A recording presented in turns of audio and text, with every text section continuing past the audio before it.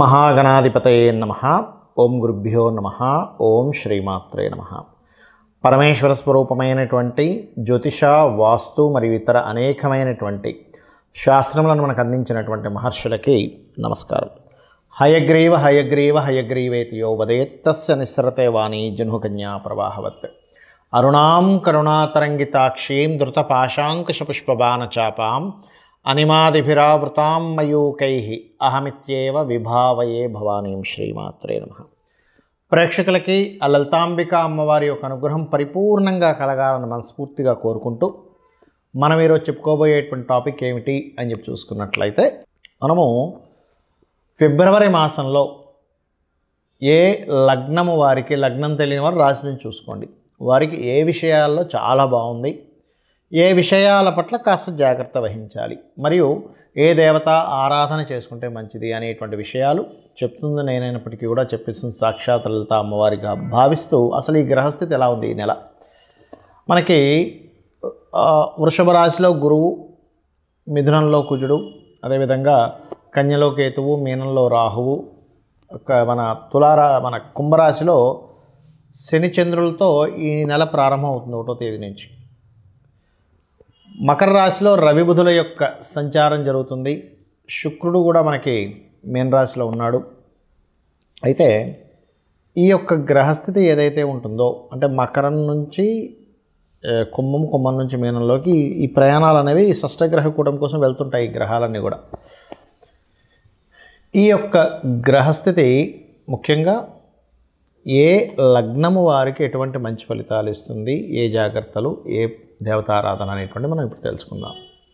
వృషభ లగ్నము, వృషభ రాశి. వృషభం వారికి రాస్యాధిపతి అయినటువంటి శుక్రుడు లాభస్థానంలో ఉచ్చస్థితిలో ఉన్నాడు. ఇది ఎక్కువ విజయాలను ఇస్తుంది, సక్సెస్ రేటును పెంచుతుంది ఇది. మరి ధనాధిపతి అయినటువంటి బుధుడు దశమ స్థానంలో ఉన్నందుకు ఉద్యోగరీత్యా ప్రస్తుతం అయితే 9వ స్థానంలో ఉన్నాడు. 12వ తేదీ నుంచి దశమ స్థానంలోకి వెళ్తున్నాడు. కాబట్టి ఉద్యోగరీత్యా కొంతవరకు ఫైనాన్షియల్ గ్రోత్ ఇక్కడ ఇచ్చి తీరుతుంది. కాకపోతే ఇదే బుధుడు రాశుల్లో మరొక రాశిలో కేతు ఉన్నాడు. కావున మీరు ఏదైనా ఒక నిర్ణయాలు తీసుకునేటప్పుడు 2వ స్థానంలో కుజుడుండి 3కి 2కి అటు ఇటు తిరుగుతున్నాడు. కాబట్టి ఈ మధ్యకాలంలో ఎవరితోనైనా కమ్యూనికేట్ చేసేటప్పుడు, ఇన్వెస్ట్మెంట్స్ చేసేటప్పుడు కాస్త జాగ్రత్తగా ఉండండి.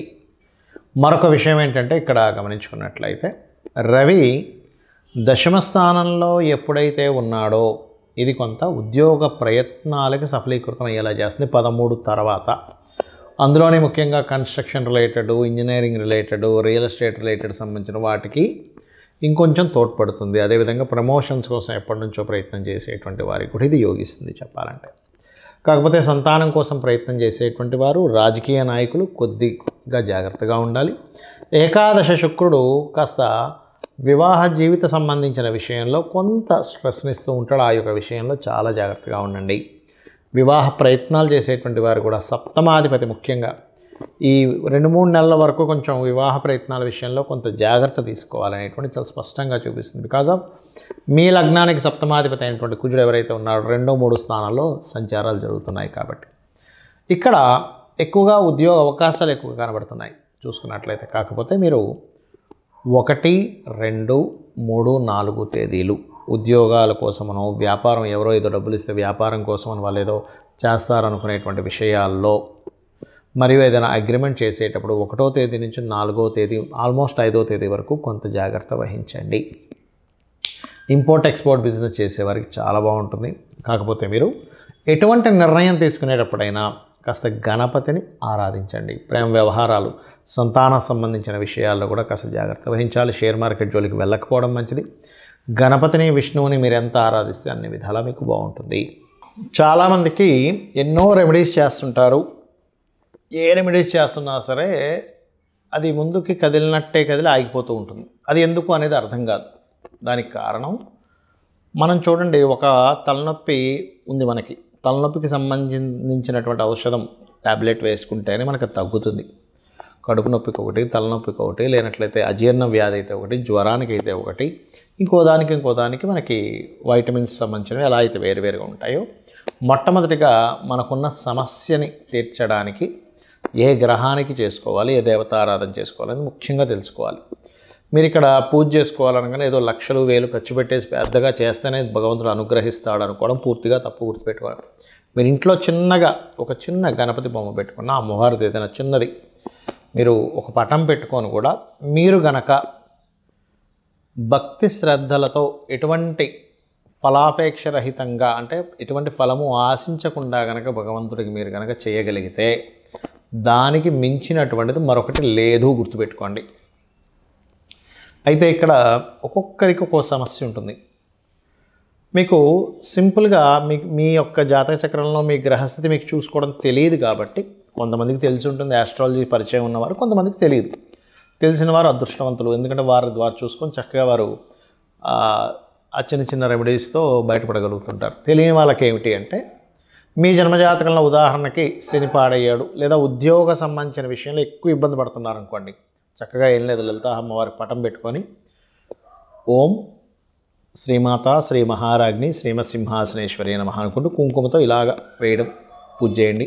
ఒకసారి అనుకోవడం ఓం శ్రీమాత శ్రీ మహారాజ్ని శ్రీమత్ సింహాసనేశ్వరి నమః అనుకోండి, కుంకుమ వేయండి. లేదా ఒక పుష్పం వేయండి, సరిపోతుంది. ఉన్న ఉద్యోగంలో ఇంకా ఇంప్రూవ్మెంట్స్ రావాలి.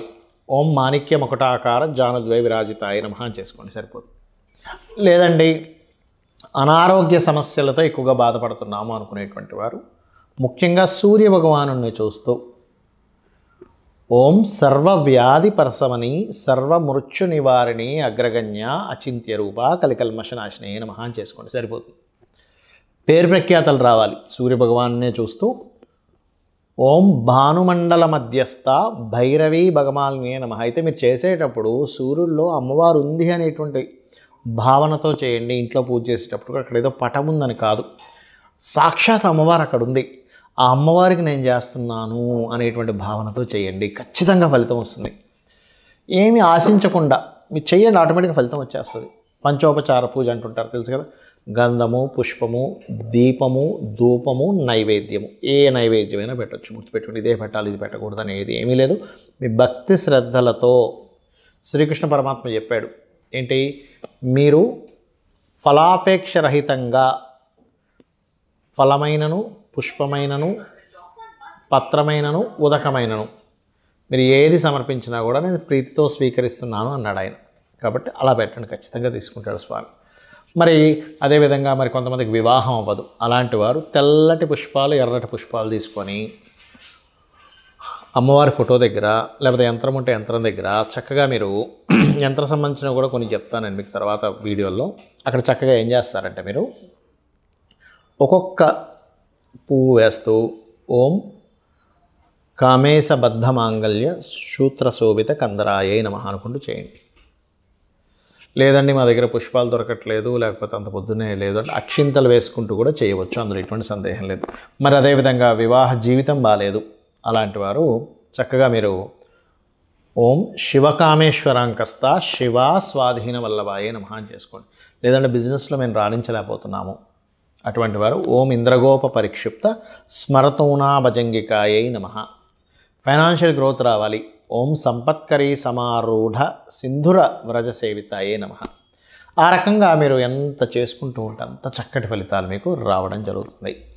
అలాగే మరి కొంతమందికి అప్పులు ఎక్కువగా ఉంటాయి. వాళ్ళ రేపు అప్పుల బాధలు చాలామంది పడుతున్నారు. ఓం అపర్ణాయే నమః అని చక్కగా బిల్వ దళాలు కనుక మీ దగ్గర ఉంటే ఒక్కొక్క బిల్వ దళంతో అమ్మవారి దగ్గర పెడుతూ ఒక పుష్పము బిల్వదళం కలిపి చేయండి. ఖచ్చితంగా మీరు అప్పుల బాధల నుంచి బయటపడతారు. అయితే ఇక్కడ ఏంటంటే చాలామంది ఈ గోచార ఫలితాలు అనేటువంటివి కొంత పర్సెంట్ పనిచేస్తుంది, కానీ మీ జన్మజాతకంలో ఉండేటువంటి గ్రహాల యొక్క స్థితి ఎలా ఉంది అనేటువంటి చాలా ముఖ్యమైనటువంటి అంశం. గ్రహస్థితి బాగుందనుకోండి, ఆటోమేటిక్గా మీకు గోచారంలో ఏ గ్రహం ఎక్కడికి వచ్చినా సరే మీరేమి చింతించాల్సిన అవసరం ఉండదు, గుర్తుపెట్టుకోండి. కాబట్టి గ్రహస్థితి మీ జన్మజాతకంలో ఏ దశ నడుస్తుంది, ఏ అంతర్దశ నడుస్తుంది, ఏ యోగం ఉంది చాలా ఇంపార్టెంట్. అంతేగాని ఏళ్ళు నడిచిన వచ్చేసిందని భయపడిపోవడం, అమ్మో కాల సర్పదోషం ఉందని భయపడిపోవడం ఇవేమీ అక్కర్లేదు.